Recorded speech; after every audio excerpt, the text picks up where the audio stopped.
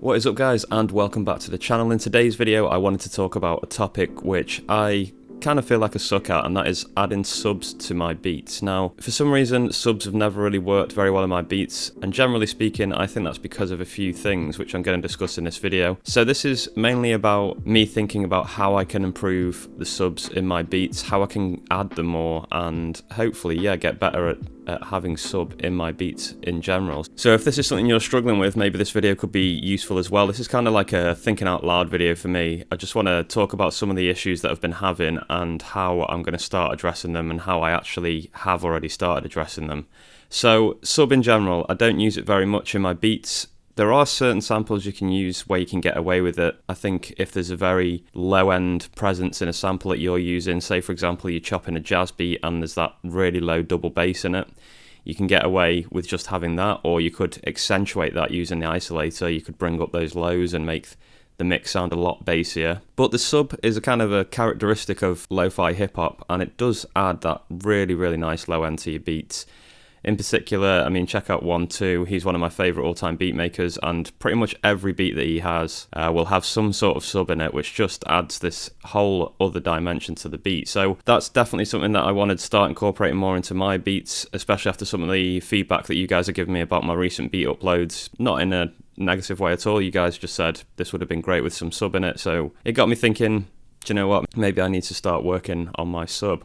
So what am I going to do to try and improve how I use the subs, and what were the problems I was facing originally? So I think originally the first problem I was facing is that I find it really hard to get the subs in the mix, and I find it hard for them not to be competing with the kicks too much. So one of the things I actually did about that is just stopped worrying about it too much, to be honest. I just was listening to a lot of 1-2 and other beat makers of that similar sort of sound, and more often than not, it's just a case of choosing the right kick to go along with that sub. So for my subs, I've got them here. Hopefully you can hear this. I've actually just sampled Hip Hop Sub from Ableton, so I've got that on here now. I could use chromatic mode to get the different notes if I needed them. And yeah, the second thing which I was really struggling with is finding the right notes. So if I was playing, say, on chromatic mode on this device, I'd find it really hard to pick out a bass line to go along with something that I've already sampled. So how am I going to go about working on that? Well, firstly, I think for the first point, like I've already mentioned, it's just a case of choosing that right kick sound, and I think it's mainly about the mix in terms of the volumes. So I've been experimenting a lot with the level of the kick against the sub. It's very easy to overdo the volume of the sub, I think. It's much better to have it nice and subtle in the background. I much prefer a subtle sub compared to, say, it taking over the whole mix. So you do have to be careful. There is a fine line between it being very overpowering and it being too quiet as well. So there is a kind of a sweet spot that you need to find. In terms of the note situation, what I've decided to do for now is just to stick to using one note. Now, although that sounds boring, having that compared to nothing at all in the mix is a huge improvement already.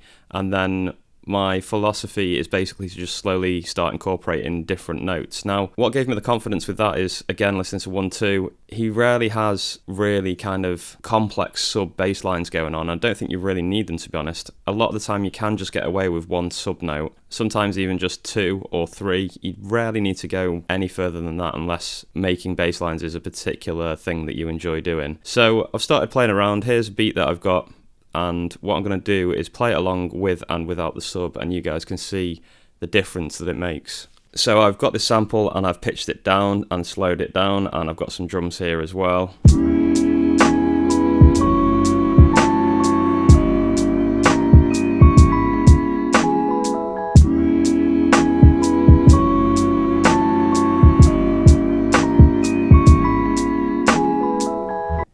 And what I've done is resampled that down to a pad.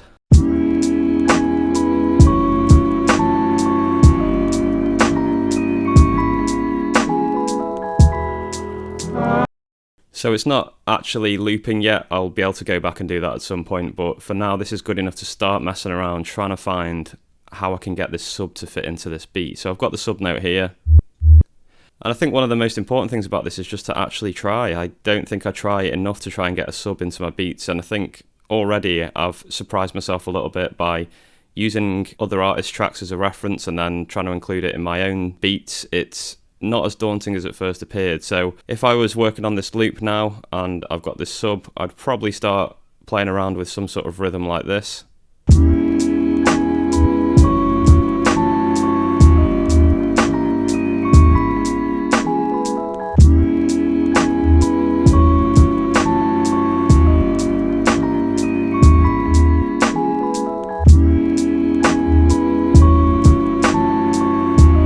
And that there just goes to show that you don't need to do anything complicated in order to add quite a lot of character quite quickly into your beat. So if you are absolute beginner level, I think you could even just hit one sub at the start of the bar, and that just already will add something a little bit different. So you could just do something like this.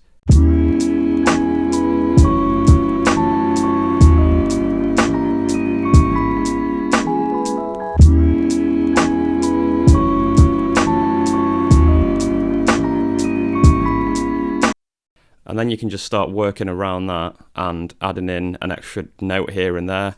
Now, one thing that I would recommend for sub is to make sure that you have gate switched on as well, so then you can do longer and shorter notes. So make sure you sample quite a long note, and then you can experiment with the length of it. So I can do stuff like this.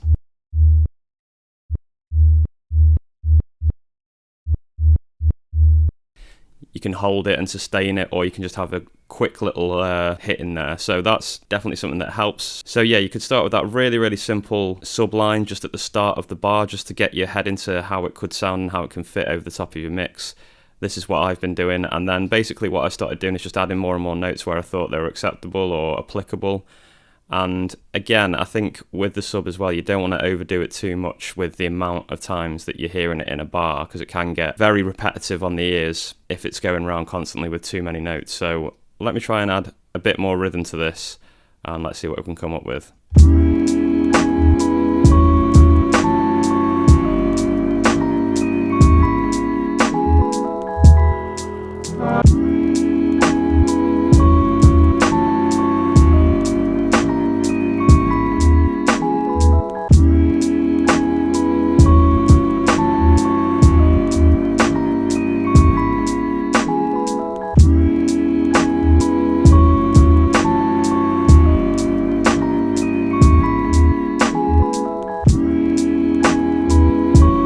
Okay, so there you could see I was adding in a few more notes, and it was really starting to add a kind of bounce to the beat, and just having that low ending, it just really thickens things up. One of the great things I've realised now about having this option to be able to add sub more and having a bit more confidence to add a bit more sub is that you can get the thinnest samples. I'm talking, let's say, just a piano on its own, which has very little bass. That's quite a high instrument in terms of its sound. You can really fill out a beat with the sub and be able to create a whole beat from just the thinnest of sounds. So that's like one of the reasons why this is such a huge advantage. You can just really fill out a beat by including this sub. So basically they're the things that I've been doing, and they're the things that I'm going to continue to do.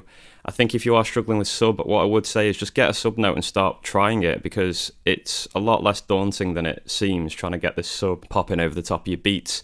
Use other artists as a reference. You could even go ahead and directly steal the patterns that they're using in their beats, put those on your own beats that you're making with different samples, and see how they work out, just to give you an idea of how to use the sub and when to use it. I think that's a really good tip. And then obviously further down the line, start coming up with your own stuff, be a bit more creative. And yeah, keep it really simple as well at first. I think that's a great tip, and that's something that I've been doing as well, is not to overdo it too much.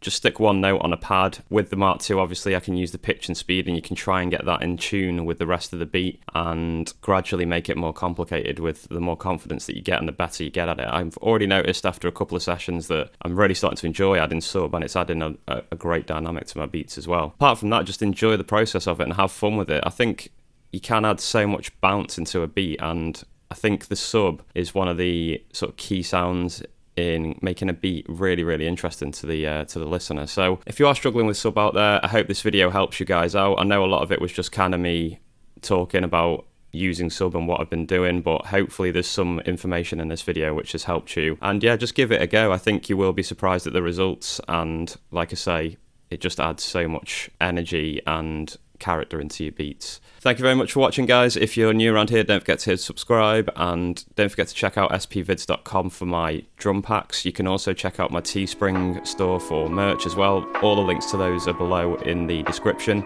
I'll be back with more content very soon. Peace!